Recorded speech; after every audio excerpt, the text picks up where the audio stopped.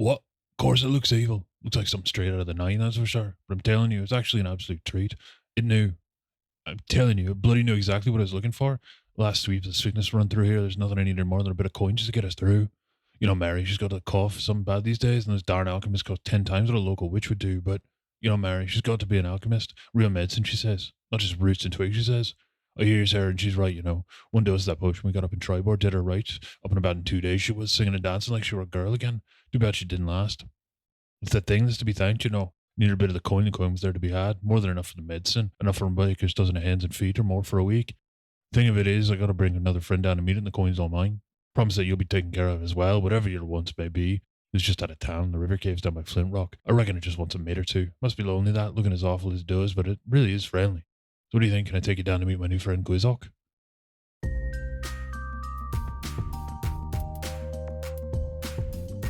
Hey there, creatures, and welcome to Encounter This, a podcast exploration of the creatures from Dungeons & Dragons and the lore that surrounds them.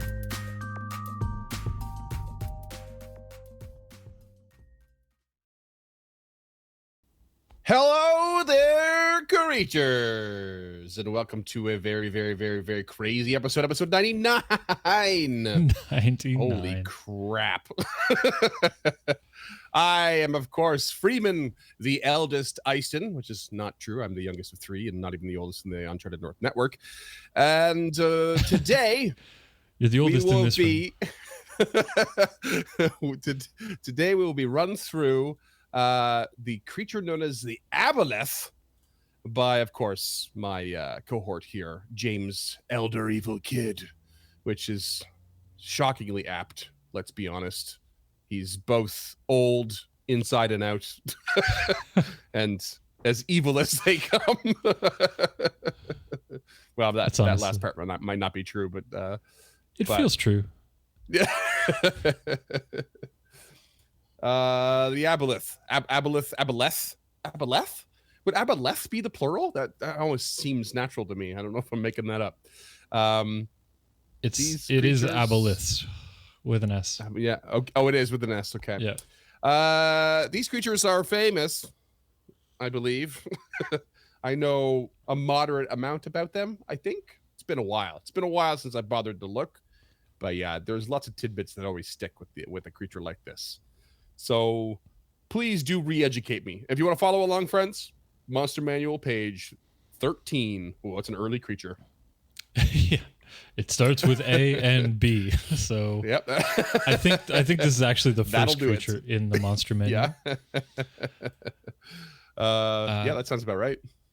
Yeah, they are a wild ride. So as much as I thought I knew about them, there's so much out there. These creatures have really been shown a lot of love in every edition, and even outside of the role-playing game itself. There's so much out there. So the reading list is going to be pretty comprehensive this time, with even a couple of series of novels, not even just a single novel. So, yep, that sounds about right. Yeah. So I guess we should start with their appearance. They are a race of malevolent eel-like aberrations with potent psionic eels abilities. Again. Love it. Yeah, that's right. Exactly. They start at about 6.1 meters or 20 feet long, which is about the size of an industrial shipping container. That's just a regular shipping container. Yeah. Okay. Yeah. But they can reach up to 12 meters or 40 feet in length, which is about the size of a school bus. Okay. Wow, a school bus? I thought... Yeah, I feel like a shipping container was bigger. I don't know. It's been a while since I've seen a school bus, I think. I thought so too, but this is by our good friends, the measurement of things. I use them on every episode, so I trust them. I may have messed this up, but I don't think I did. School bus feels like it's 40 feet. Sure. Yeah. Who knows? And they weigh about 2.9 kilos or 6,500 pounds. And that's the same weight as a Ford F-250. So I'm sure you're familiar with the Ford F-150. That's like that. This is like that truck, but with monster truck tires. And for people who okay, actually, I have no idea what purpose this vehicle what could it's for, possibly yeah. serve. It's overkill. That's how you get on the all job of the- site, man. All of the wrong ways. Yeah, I guess The only so. way to get on the job site. Built Ford tough. You can have that one for free. And they continue to grow throughout their lives. So they look like eels with long tubular bodies and a long tail. Actually, you know what? They look something like this. Oh my. So this is the 5e Aboleth. It kind of is like an eel, but after its head, it's pretty much all tentacle. Yeah. And it's got that lamprey-like mouth that's always utterly terrifying. Yeah, that was my next. At least it's note. not prolapsing to expose it. Yeah. But my next note is lamprey-esque mouth with serrated jawless teeth, comma, Nailed the it. shit of nightmares. Seriously, And then- though. Yeah. And then its longest, let's call it a tentacle, has fins at the back for steering. That's essentially, it's a rudder. Mm-hmm. So on top, they're usually sea green, and below, they're this orangey pink that you can kind of see in the 5e art, but those colors come through a little bit better in some of the other editions, Yeah. as do some of these other points. So they have 3 eyes and a triangle-shaped head with a beak-like nose. They have tendrils and a few shorter tentacles. The tendrils just like drape from their body. You can see it kind of under its face Yep. gill part there, and then a couple of the old catfish little tendrils up top. Yep. Its blood is green and thick, and it oozes from wounds like sap, which I just thought was so visceral. I couldn't help but include it. Yep. that's not the kind of maple syrup that I want. But, No, but okay. no, it really isn't. It really, really isn't. And they have 4 slime secreting orifices that can be found on the bottom of their bodies.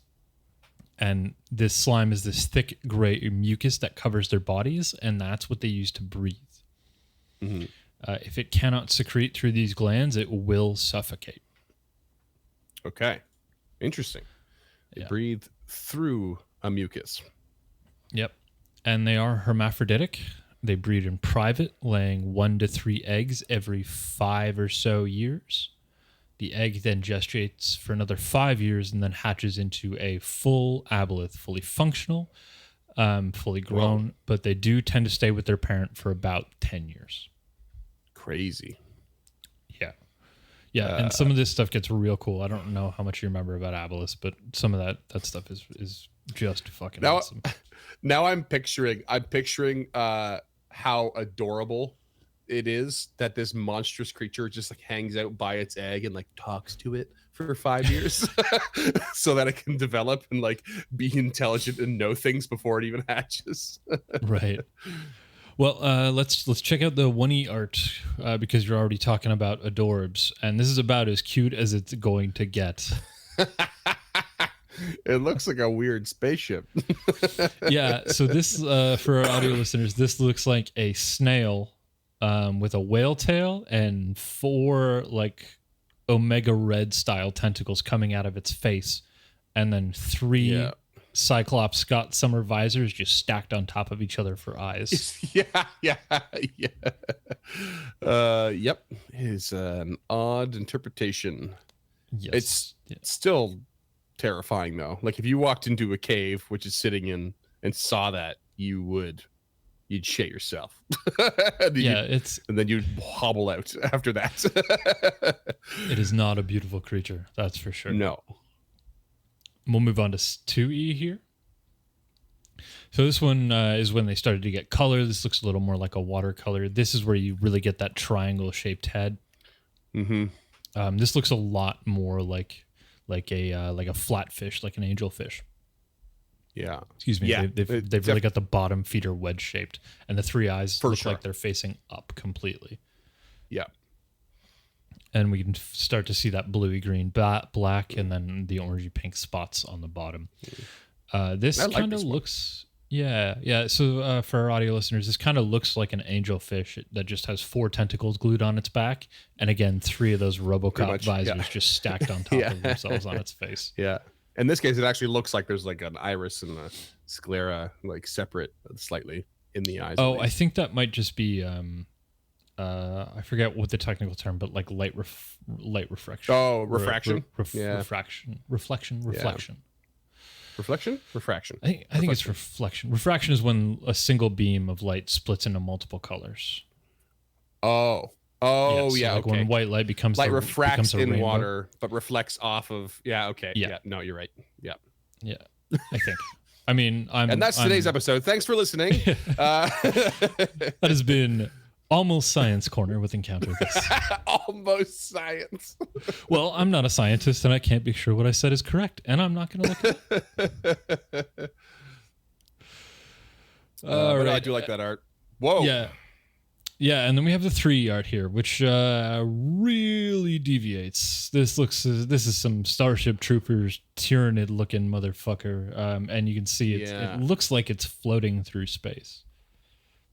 This immediately made me think of Starfinder in that some of the starships are actually giant organic beings, and you can like man them and captain them and everything, and then they can shoot things. And it's got this that big hole there that looks like some sort of like breathing tube or something, and it just makes you think of it like a space torpedo shooting out. Oh yeah, such. Yeah. This Aboleth comes equipped with photon torpedoes. This is a gnarly image. Yeah, this one's really interesting, and we'll get back to why this is interesting in a little while. But I really dig this one. It's got some real texture to it. It feels like you know what that's gonna feel like when you touch it. Yeah, it's very reminiscent of the coelacanth. For those of our listeners who are oceanographers, that was a fish that was thought to be extinct until like the 1990s. Right, and then we found a bunch of them. Yeah, they're like cool. real dinosaur-looking motherfuckers. And that's how we roll here at Encounter This.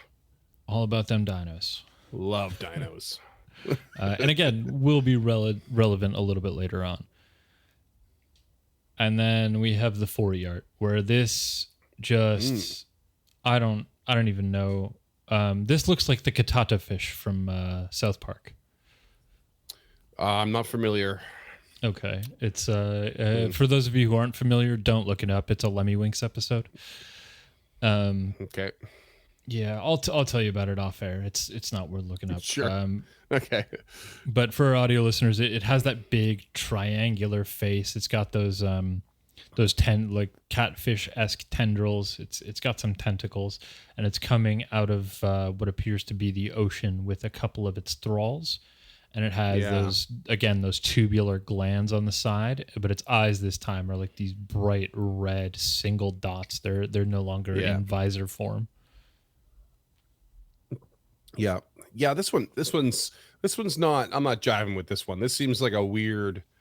It's just a weird setup, isn't it? This is like kind of. I probably, because you probably recall a long time ago I said I generally don't like the 4E art, which I eventually sort of recanted because some of it's really awesome, but some of it I feel like the reason I don't jive with it is because of the setup. Like this just looks like the creature itself is fine, but the whole thing is weird. It doesn't make any sense. Yeah, the creature actually looks like it's like photoshopped onto the surroundings. If you look at the tentacles, it looks like it's been cropped into its own image, which just doesn't make any sense. And the thralls are floating, but they're humanoid, but they're not in the water, I don't think. Look at that. Look at that guy on the right. He's got his feet like he's standing on a hill, but the hill's not underneath one of the feet. So it's that doesn't make any sense. I don't know what's going on with this picture. Yeah. So in 4E, there was a creature called what were they called? I think they were called the Aboleths swarm or Aboleth spawn, and I believe that's what these creatures are. I didn't really dig too deep into it, but I believe they're a hybrid of humanoids and the Aboleth. Mm-hmm.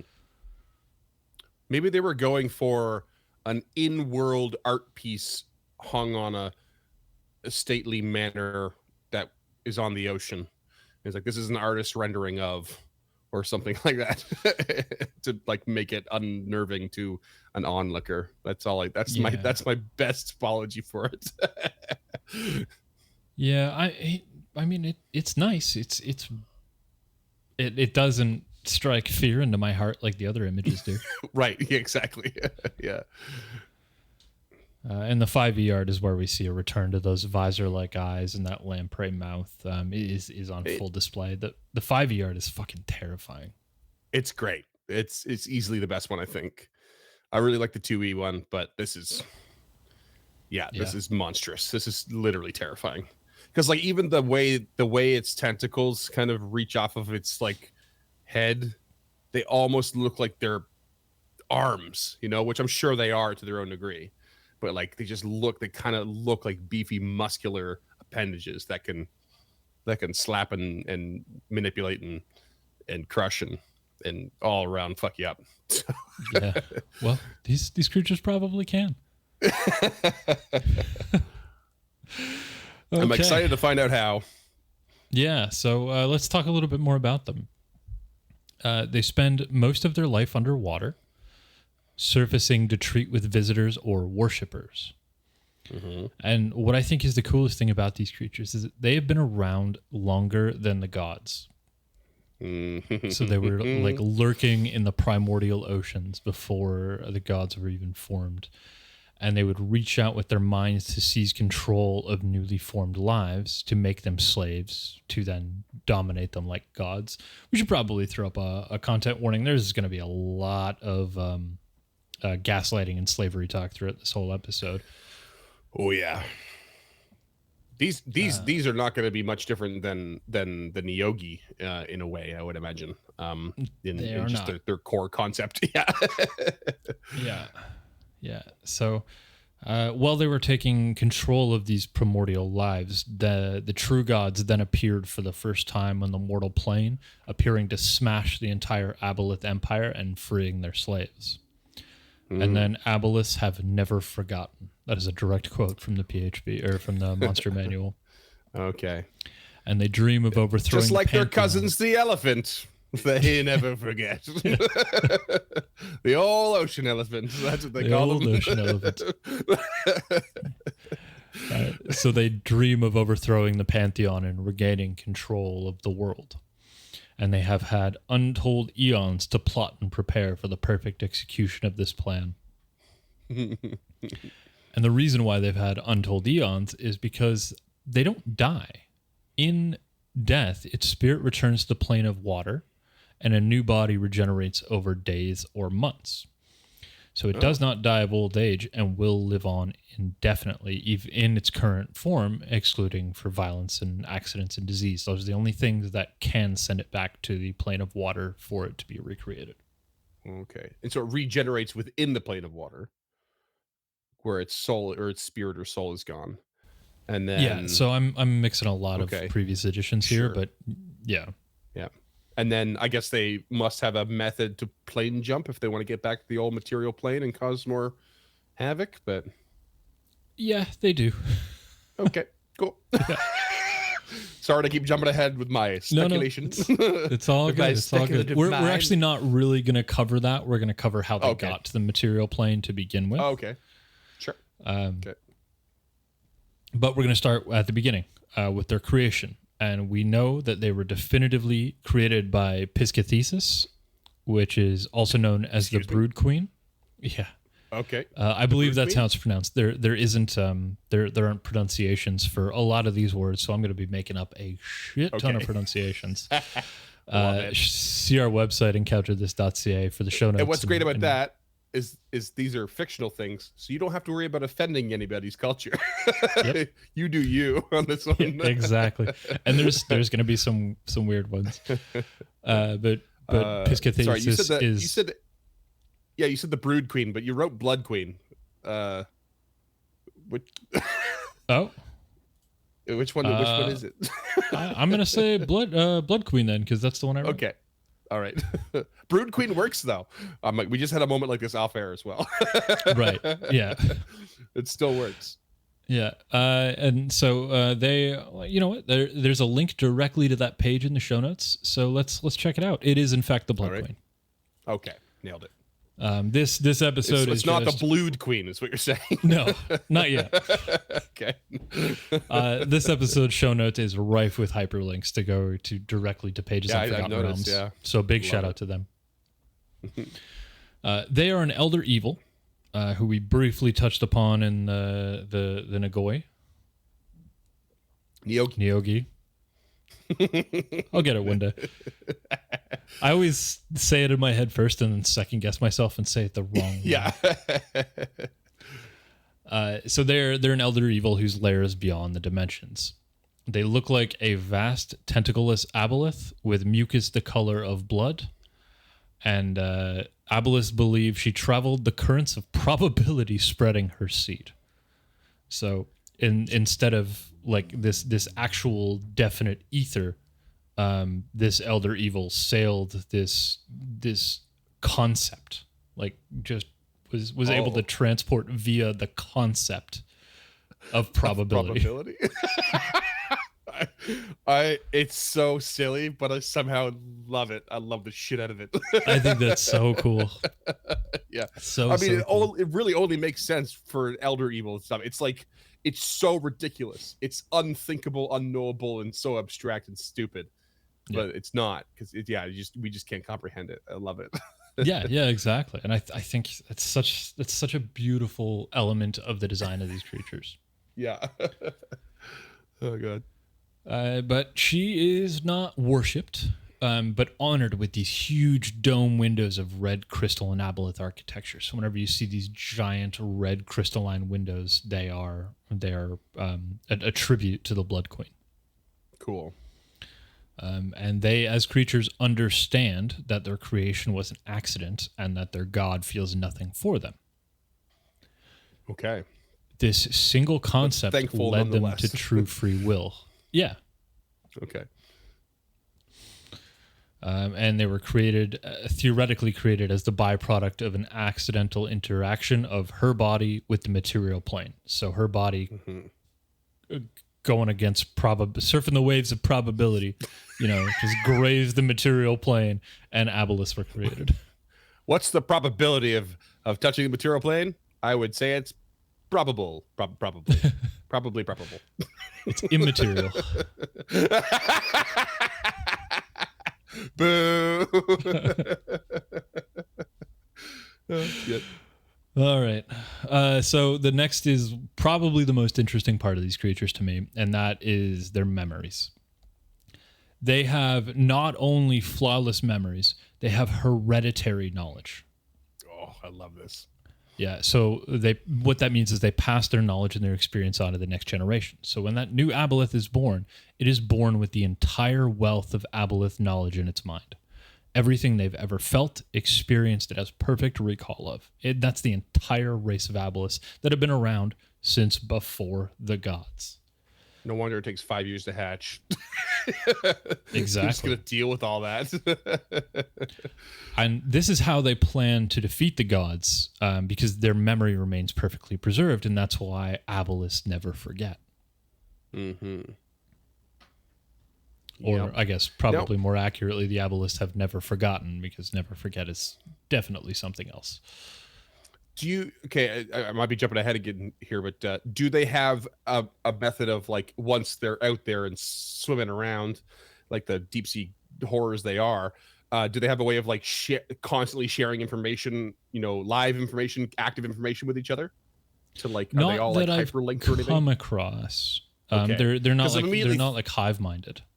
Right. Okay. Because I'm immediately thinking, like, okay, the one that dies versus one that is born, there is going to be a gap in knowledge between them. Even though the one that dies is going to be reformed in the material plane, or that plane of water, sorry, and is finds his way back to the material plane, is still going to have missed out on some things. But the one that's born is, like, still active there and like has all the knowledge. So there's definitely gonna be gaps and holes to fill between each other's memories, which is still cool. It's still fascinating that they're preserved and it's hereditary and it passes on. But it's like it's as perfect as it can be. But there is a gap. There's always going to be a gap somewhere. Yeah. Especially if they're So playing together. Yes, you're jumping ahead just a touch here. Just to go back to that memory, Sure. that makes them veritable encyclopedias of ancient lore and prehistory, and these long Right. memories allow them to plan spanning eons, which is why it's going to take eons to overthrow the pantheon. Mhm. This means that few beings that have ever existed can fathom the context and the extent of an Aboleths planning. Right. And when they consume another creature, they absorb their memories. Oh, jeez. The first time they absorb a god, it's going to give them a huge edge against the rest of the gods, isn't it? Yeah. They're also very, as we touched on, psionic, and they can use their telepathy to read minds of creatures.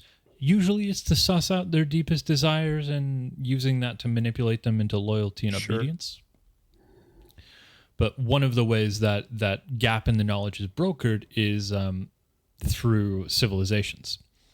So while Aboleths sometimes live alone underwater, usually in the Underdark, they are emigrants from the far realm. They're not from the material plane. Inside its okay. lair, its power grows even stronger, and it can override the senses of its thralls, granting him the illusion of the promised rewards. So if it promises you $1 million and you go into its lair, it can make that $1 million seem as real as it would be outside. Mm-hmm. And society itself was alien due to their racial memories and bizarre psyches. So like the concept of humanity, they just don't fully understand, or like intelligent beings. They're on such a higher level of operation that they don't understand how other beings can be so stupid. Right. Yeah, that's funny. It's like kind of their own version of the Neogi's like lack of understanding of emotional intelligence. Like they just don't understand like what's sad, what's happy. That doesn't make any sense. Exactly. Yeah. And they can live in civilizations together known as broods. These broods are led by overseers. Usually they're accompanied by servitors or minions, specifically the Kuatoa. They're like the little humanoid fish guys, right? Yep. Yeah, they're like bipedal fish. They're batshit insane. I love them. I've never run them, but I love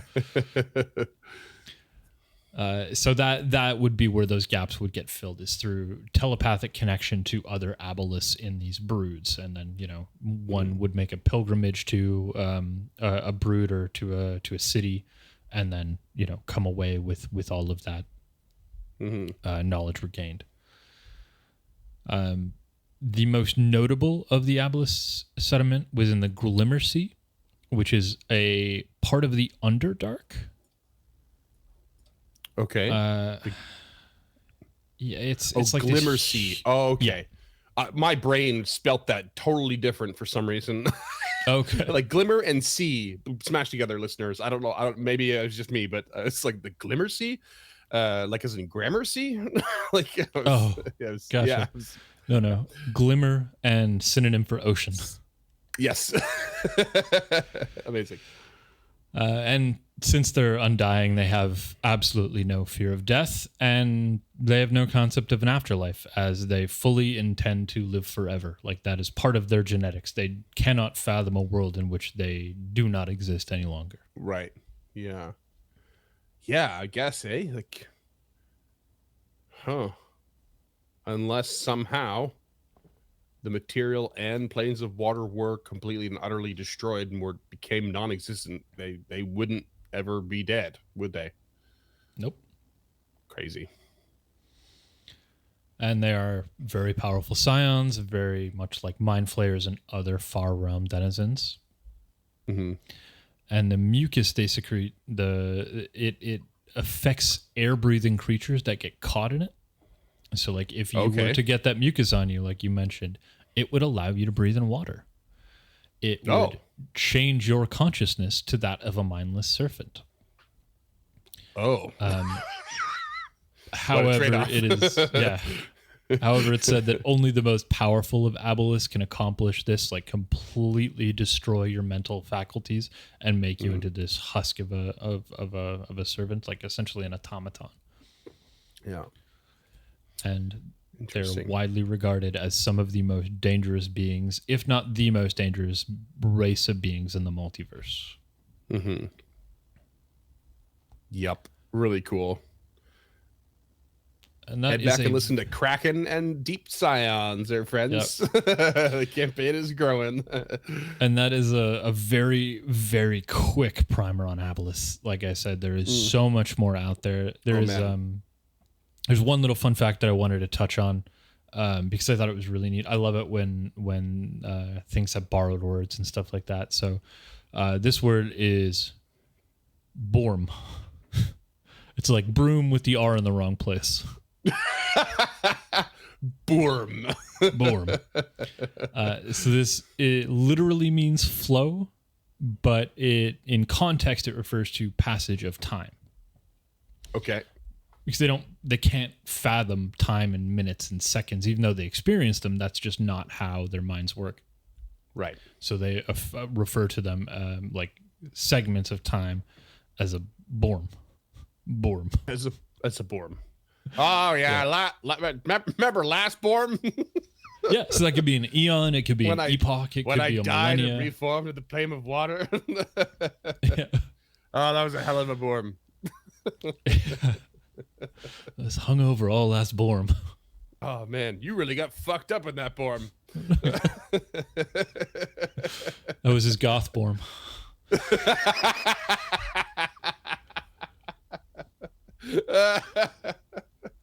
Oh shit. Someone needs to put goth makeup on one of these images. Oh god. Just Photoshop the crow onto If there's that a listener furry there that's willing aboleth. to, we will put it on our socials. Oh yeah, absolutely. Okay, now we're getting into my least favorite part, where I get to make up how words are pronounced. Yes. And that segment is capped with that these are notable aboleths in the D&D world. The first one is the eldest. So they are an aboleth of massive size and malignancy. They are the supreme regent of Shishifu. For anyone wondering, that starts with 2 X's. Yeah, IPUHU. So that is the soaring city. This is an aboleth city. Think Manhattan, but it flies through space and time. And it came. This is how they came over from the far realm. Was on these soaring cities.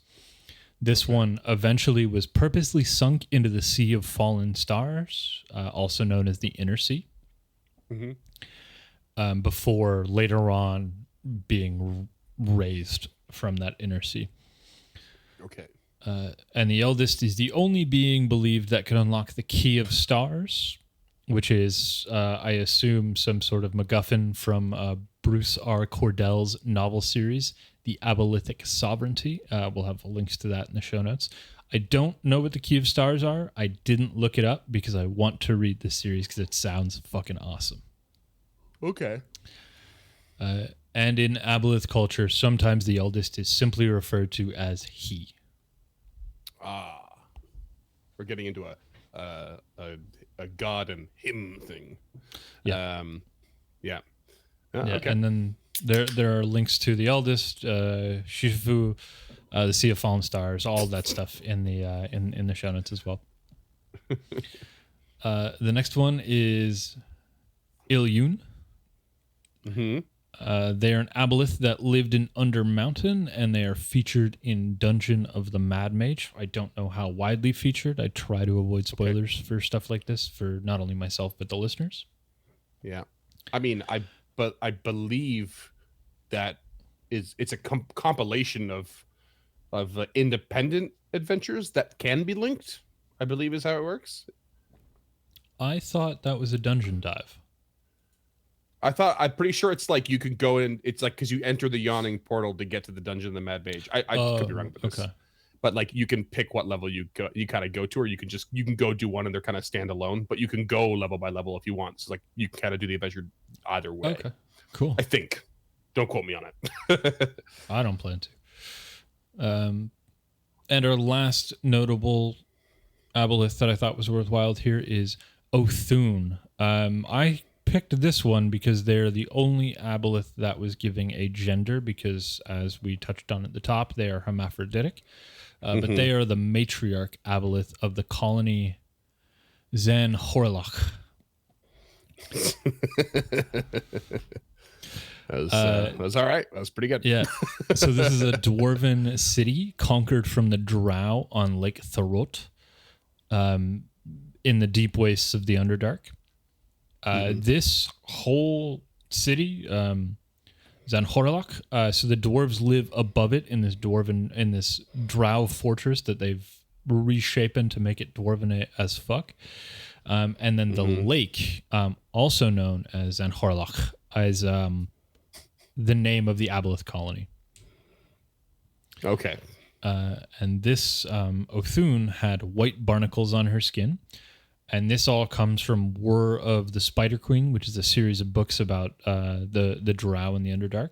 This particularly comes from Book 4, Extinction.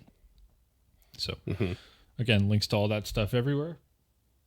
I wonder if the matriarch side of things comes from a perspective from the Drow as opposed to an actual proper moniker that the Aboleths themselves would have used. Probably the leader of said colony, but the Drow having, serving Lolth and having females as the higher gender in their own thing in that lore.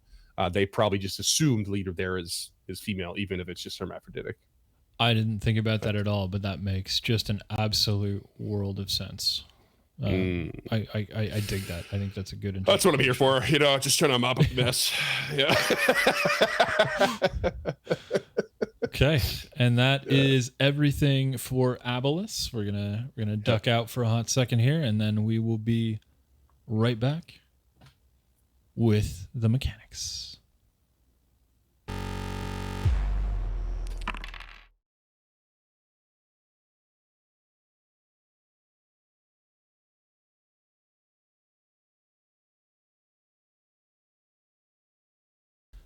And we're back. I hope that worked. I think we're back. Are we back? Yeah. Listeners, yeah, can you hear us? We're back. Can you hear us? Write in if you can't. Are we we're on to mechanics now? We are. Yeah. Oh boy. So normally we would jump right into the mechanics of the creature and how they work. Today we get to cover a little thing I like to call regional effects. Imagine a star wipe there, those of you who are watching along. Love me some regional effects sometimes, depending. Yeah. These aren't bad. Okay. So all underground surfaces within a mile are slimy and wet and are difficult terrain. I'm assuming that's both under and above water. Yeah, I was immediately you said underground, but my brain went underwater. I was like, underwater are slimy and wet, like obviously. But yeah, okay, just extra seaweedy and mucusy and moldy, I guess. Yeah, just like fungusy. moss covered, I guess. Yeah. Yeah. All water sources were in that same range are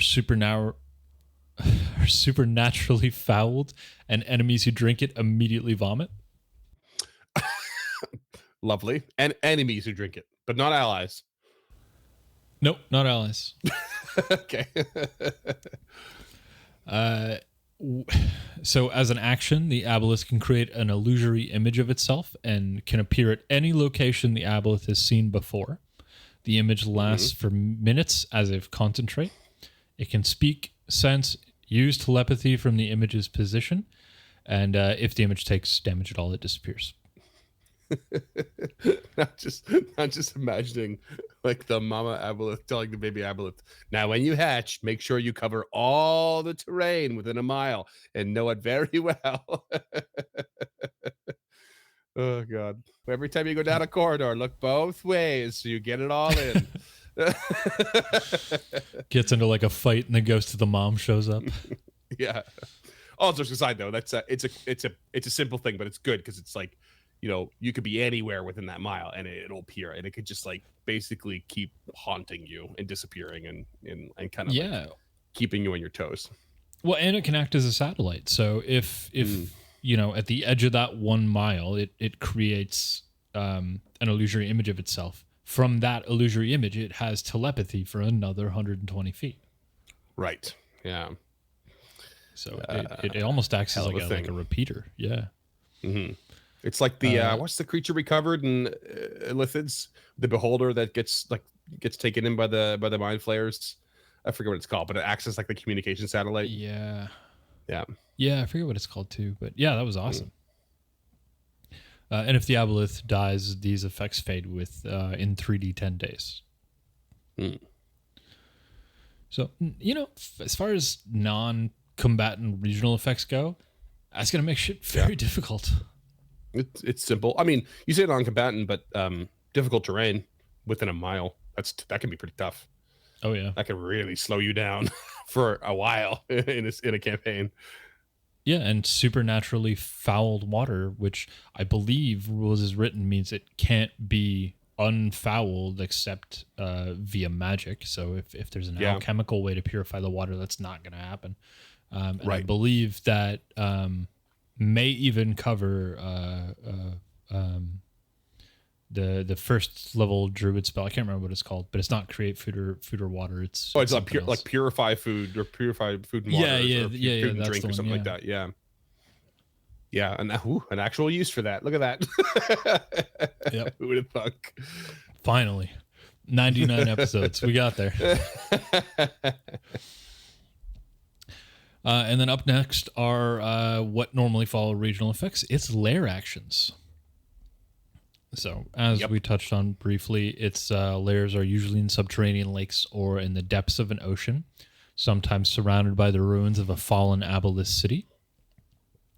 But at initiative count 20, it can cast Phantasmal Force on any number of creatures it can see within 60 feet. Okay. So if it maintains concentration, it cannot take another lair action. Successful save, the target is immune for 24 hours, and though the creature can choose to be affected. Okay. So Phantasmal Force is creating an illusion that roots in the mind of a creature within range, intelligence saving throw, failed save, and the phantasmal illusion object, creature, or visible phenomenon of your choice is no longer than a 10-foot cube, perceivable by only for the duration, which is 1 minute, yada, yada, yada. And it basically, it just has to be disbelieved. It includes sound, temperature, and stimuli. It's only a second level spell, but it's when used appropriately, I'm sure it could be quite powerful, because it says here, while a target is affected by the spell, the target treats the phantasm as if it's real, of course, and the target rationalizes any illogical outcomes that interact with the phantasm. For example, a target attempting to walk across a phantasmal bridge that spans a chasm falls once it steps onto the bridge. If the target survives the fall, it still believes the bridge exists and comes up with another explanation for its fall. It was pushed, slipped, or a strong wind might have knocked it off. That's wild. It can be pretty powerful. Yeah, and this is also wicked thematic, because this is what allows the Aboleth to make those thrall's deepest desires come true, is that phantasmal force inside of its lair. Right, yeah. So a phantasm created to appear as fire, a pool of acid, or lava can actually burn the target. But it does, of course, psychic damage. Yeah. But the target believes it's something else. Which is really wild, because imagine if you're playing a character that character knows they have resistance to fire, and then you burn them, and then they still take the full brunt, but maybe they're convinced they didn't. So maybe they think they have more hit points than they do. I don't know. It opens a lot of really interesting doors for roleplay. Yeah. Yeah, and the next lair action is pools of water within 90 feet surge. So what that means mechanically is any creature on the ground makes a DC 14 strength save, or they're pulled 20 feet towards the water and knocked prone. Oh, it's just like a big, like a surge, like a wave surge that comes in and like kind of pulls you towards it. Yeah, like tidal forces, yeah. As someone who's a terrible swimmer, and has a pretty proper, I think, respect for how terrifying the ocean is. I love being in the water, but I hardly go in. And anytime I feel the water pulling me, I'm like, like, Yeah. oh god, I'm gonna die. It's some scary I shit. can't Yeah. fight this. Yeah, that's terrifying. Yeah, and it's so easy. It's so easy to get pulled out and never come back. And the last lair action is the water becomes a magical conduit for the Aboleths or Rage, so it can target any number of creatures within 90 feet. That is a DC 14 Wisdom save or 2d6 psychic damage. The caveat is that it can't use this lair action again until another one is used. Okay. Yeah, that's kind of a fair trade-off as far as mechanics go. Yeah. I mean, as far as lair actions go, I think these are far and away the best we've seen.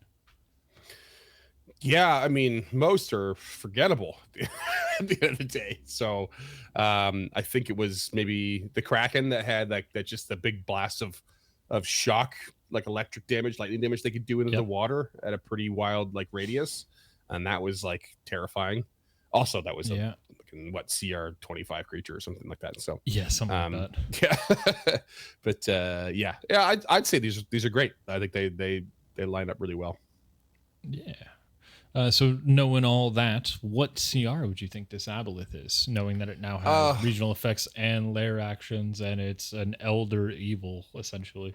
Yeah, I mean, my brain is a little bit biased because I know I'm like only somewhat familiar with the representation of these creatures in Pathfinder, which in particular with Pathfinder first and second edition, I believe there are multiple types of these creatures. In fact, they're called Algol-Thu in Pathfinder, and Aboleths are one of the types of Algol-Thu. I'm pretty sure that's how it is. So there's definitely multiple CRs and varying degrees of strength and within that sort of family of creatures, as you might call it. The other side of my bias is that I'm going to be disappointed because it's D&D, and that I want them to be. I don't want them to be a CR like 20. I don't think that makes sense, because that's usually reserved for like singular entities that are massively powerful. There's definitely multiple of these, and they're working together to a degree. But I want them to be like CR 16 or some such, high but not max. And I really want there to be multiple versions, but I have a feeling that's not going to be the case. There are multiple versions. There aren't as many as I would like. There are the Aboleth Spawn and the Alaxian Aboleth, which we're not going to touch on because those were specifically featured in whatever that stupid Critical Role book is that I refuse to learn the title of. Critical Role book. Was it the Wild Mount one or something? Yeah, that's the one. Yep. Oh, okay. I've never read it either. Yeah, so we're not going to go anywhere near them. Yeah, that's not really D&D canon, really. I know they're partnered, but like. Yeah, I also don't. It's not really the same. I don't find it entertaining enough to warrant an entire campaign setting. Yeah, never been. Or even an hour of my time, to be honest with you.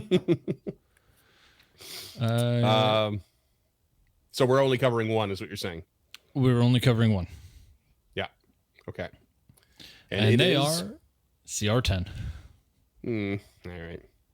I mean, there's only one part of me that's okay with it, and it's that like most campaigns don't really go that far past 10 anyway. So that's a pretty hardcore CR10. Is it? Yeah. Okay. Yeah. Yeah. So they have AC 17 natural, 136 HP. They're large, listed as lawful evil, and they have a 10-foot land speed, but a 40-foot swim. Mm-hmm. No resistances or immunities to speak of. Dark vision 120 feet. Deep speech and telepathy 120 feet. So there's something in D&D 5e specifically that I have struggled with for a very long time. And that is whether or not telepathy is bound to a singular language. We've talked about this, yeah. Yeah, and this leads me to believe that it is not, and I fucking hate it. I hate it so much. You think that that telepathy should be locked to language so that they know deep I'm not speech and they can thinking at only you project in deep. yeah. Deep speech. I'm not Yeah. thinking at you in Galactic Basic. I'm thinking at you in English. Why would you Right. understand in French? Yeah. I guess. I mean, I struggle with it too a bit. I think because it's such a concept that's like, I mean, it's impossible for us to actually properly imagine, right? And to try to interpret it in a way that maybe it makes sense that it's not locked to a language, is that like it's not that you are able to plug linguistic words into someone else's mind, that you are able to transmit a series of images and emotions and everything that your brain automatically interprets. So it's like the question of like, do we That's think not in our own language, though. language, right? Like that's been a question, like a sort of unsolved, unknown, no real answer to the question for a long time. Do we think in our own native language? People who are bilingual, do they think in their native language, or do they think in the language they're using the most often when they're not in their homeland? And the truth seems to be, as far as I've known, I mean, it's been a long time since I looked anything into this, but from what I recall, it's that it's neither. Your thoughts aren't like, unless you're thinking about specific wordings of things or a script or what have you, your general thought processes are not in any language. They are just thought processes. So that's how I interpret this telepathy. Is like, you are transmitting thought processes to someone, and their brain is interpreting it in the way that allows them to like respond with their own language or some such. Sure. I mean, I'm not even married to my own excuse here, but so what to me, as a comics kid growing up, what you're describing to me is empathy. In my mind, if I were to communicate with you in any form, be it verbal, nonverbal, text message, they're all going to be done in the language that we have decided is common to us. That's English. In the parlance of D&D, that would be common. So when I go to activate something, because telepathy is an active process, I would need to activate it in a specific language. If I were to just beam you images and feelings according to my upbringing and my belief, because there's a character in Marvel Comics that can do that, but they are called, but that is not referred to as telepathy. It's referred to as like empalepathy or something like that. They're known as an empath, and what they're doing is they're conveying emotions. They're not conveying complex ideas. They're conveying very, very basic thoughts and feelings, and we can do that without a language. But telepathy specifically does not limit itself in this game to feelings or emotions or basic concepts. It's used as a full language. Same with Thieves' Cant and Druidic, which I also don't agree with. But Thieves' Cant a little bit raises. Telepathy raises. I have a question for that I don't think we can really answer, at least not on the fly. Is it directly linked to a higher intelligence creature? I know we've covered telepathy on several creatures now, but I don't recall if they were all high intelligent creatures. We've already established that these creatures are so smart they can't fathom the stupidity of others, even if those others are extremely intelligent themselves, by comparison to the rest of the world around them.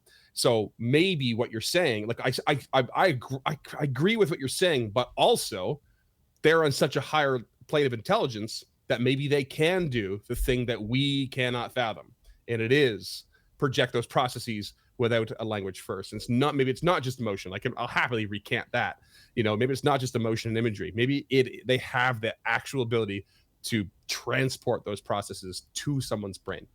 I would 100% agree with you if it wasn't a generalized mechanic. If this was Aboleths telepathy, then I'd be on board. But since this is a general mechanic that first level spells like message can use, message might even be a cantrip. I don't even remember. I don't know. I can't. It can't be that powerful to me. So at my table, telepathy is bound to the languages that you speak and understand. Yeah. Or to the languages that you understand, not to the languages that you speak. Yeah.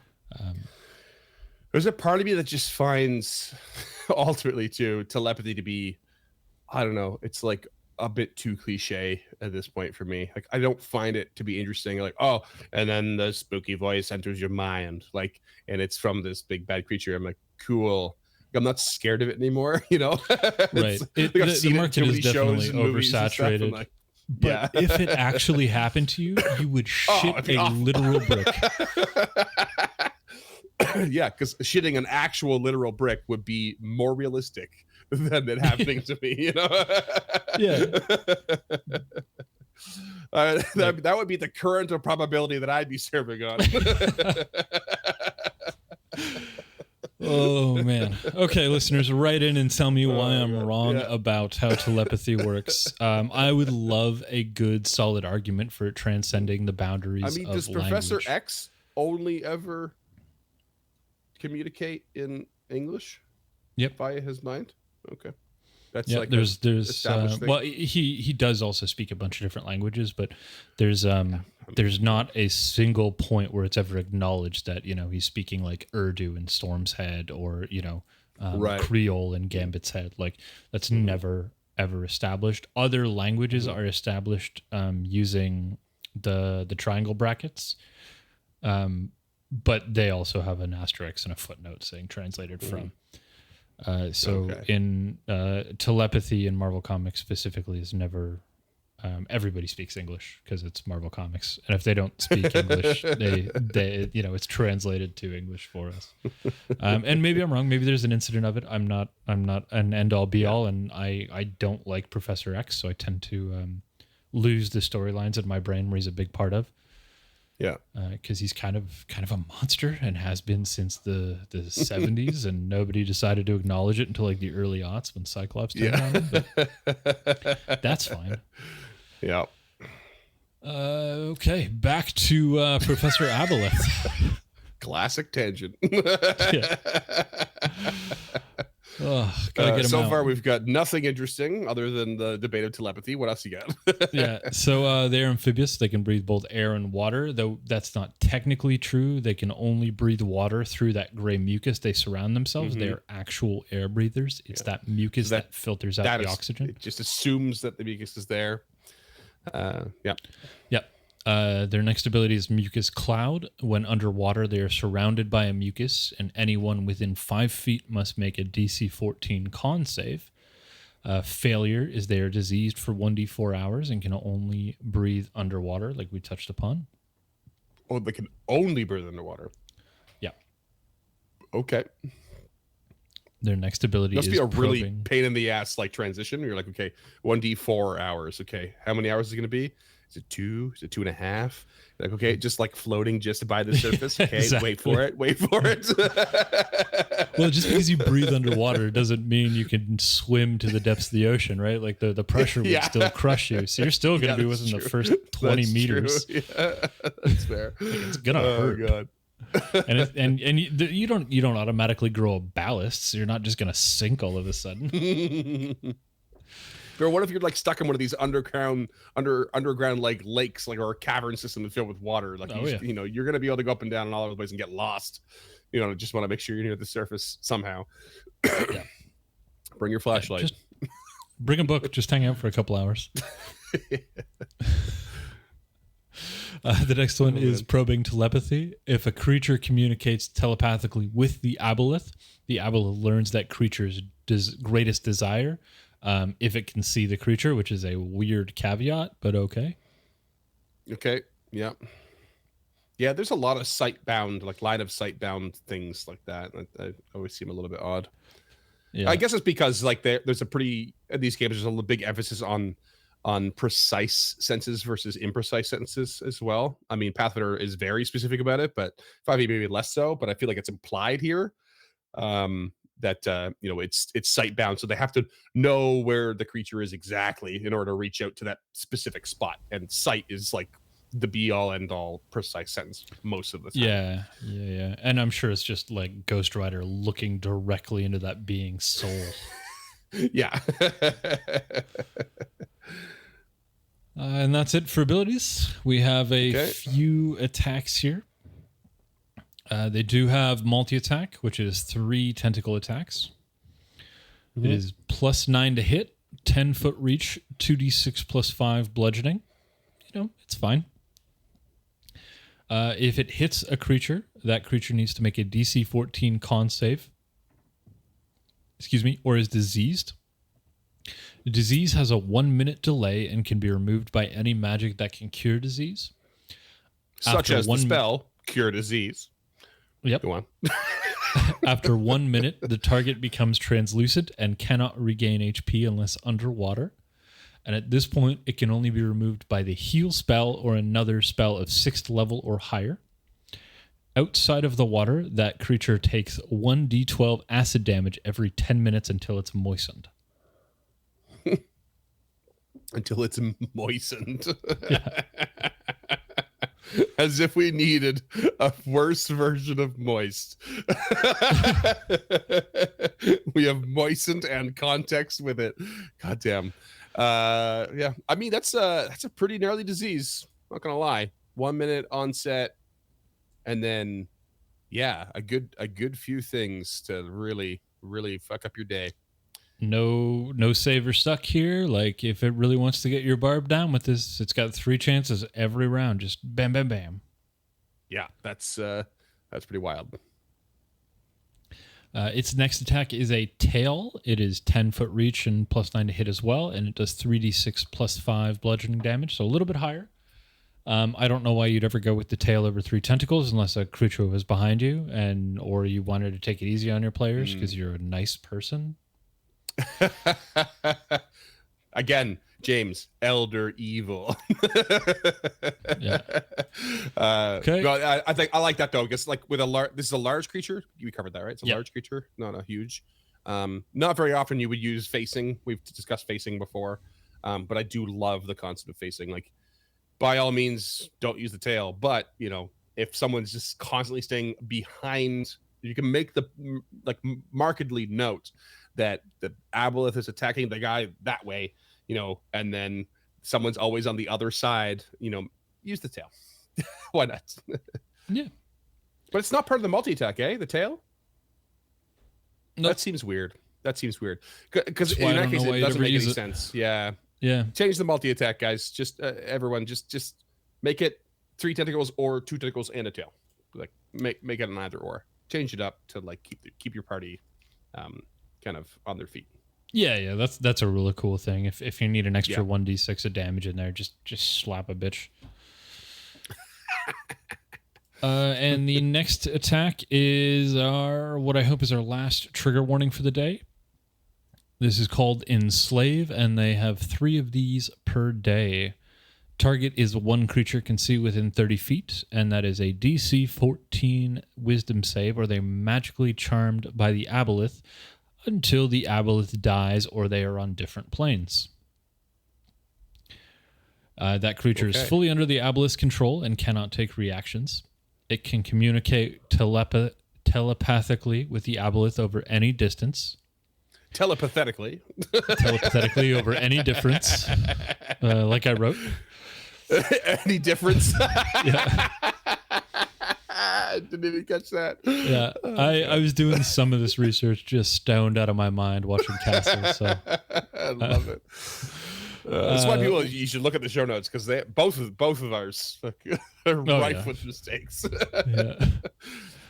Whenever the charmed creature takes damage, it can then repeat the save. A successful save ends the effect, and every 24 hours, the target can retake the save if they are more than 1 mile away. Mm-hmm. Okay. But you only get 1 chance every 24 hours. Okay. Yeah, if you're outside of their lair, so that 1 mile is their regional effect range. Yeah. On top of all that fun shit, they also have legendary actions. Aha! Okay. So this Aboleth is getting like 4 turns around. Yeah, and again, this is one of the lower. Again, I believe the unicorn was the lowest we ever had with legendary actions, but But this is among the lower as well. It is not far off. So, like all creatures, it has 3 legendary actions. It can only use 1 at a time, and at the end of another creature's turn, these actions refresh at the start of the Aboleth's turn, not at initiative count 20 with the lair actions. Okay. So its first one is detect. It makes a perception check, so essentially trying to find a creature or a being. Tail swipe. It makes 1 tail attack. This is the only time you would use that tail attack. That's literally why the tail attack exists. It's just Yep. for that legendary action. Okay, that actually makes way more sense. It's not like wonderful, but it's there. It makes sense. I mean, it's a free 3d6 plus 5 if you hit. Yep. And it's only So- and that only counts as one of its 3 legendary actions. So you can do that 3 times if you're in a 4-player combat. Yeah, bonkers. And the last one takes 2 actions. It's called Psychic Drain. One creature charmed by the Aboleth just straight up takes 3d6 psychic damage, and the Aboleth regains that health. Oh, okay. So if it's got any little enslaved creatures, it can just start sapping its health to heal itself. Yep. Just sapping pull an its psyche. HP away from the Kuatoa or your fighter, I guess. Yeah, 'Cause I'd go fighter first. They're probably going to have the lowest wisdom in the parties, and they hit the hardest. Yep. So why not just take them out? Well, you say that at level 10. Let's be like, the marshals aren't shining compared to the casters, but the casters are That's likely true. to have the higher wisdom. Yeah. Yeah, Well, and druid anyway. technically this counts as damage, so they would get another save against that enslave.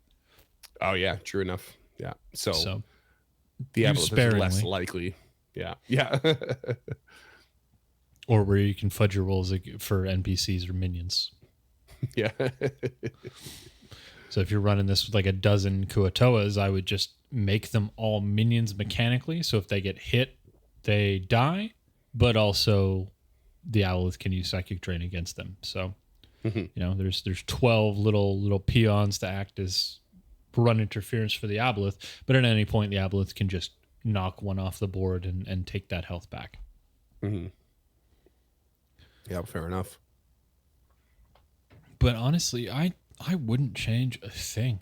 I love these creatures. These are a lot of work for a GM. Like a lot of work. You've got regional effects to remember. You've got layer actions on the 20 count. You've got the Aboleth turn. You've got 3 legendary actions. Like they're as much work as any creature we've covered in this vein, but at level 10, these could kill a party. Like not. Yeah. I don't think it's a reach for these things to just smoke something. Between the phantasmal force, the pools of water to pull them closer, the enslaving, the tentacles. Like if you enslave a fighter and just throw it back at a wizard, what are the chances that wizard is going to magic missile that fighter, poke it with its staff? Like, yeah. It's just like, that layer action with the psychic damage and tail slap and the disease, man. It's like pretty potent. I mean, it's 1 minute delay, but like, man, combat's this is a long over, combat. and all of a sudden Or, your yeah, bard combat's over. starts growing gills, and like why you just Turning start to panic. translucent. Yeah. Yeah. Oh, damn. Not to mention the fact that you're very likely fighting this underwater. No one really truly enjoys underwater combat. It's a pain in the ass. Yep. For But, everybody. Like if you do it right, it's hard. It's a difficult thing to track and stay on top of for everybody. So Yeah, and again, Yeah. back to those layer actions. Everything is difficult terrain. Like what? yeah. Good luck. Everybody's running moving at away. half speed, except when you want to pull them towards your Aboleth with one of those layer actions, And if they're far away, Yeah. you start the combat 120 feet away, and you just start whipping layer actions at them.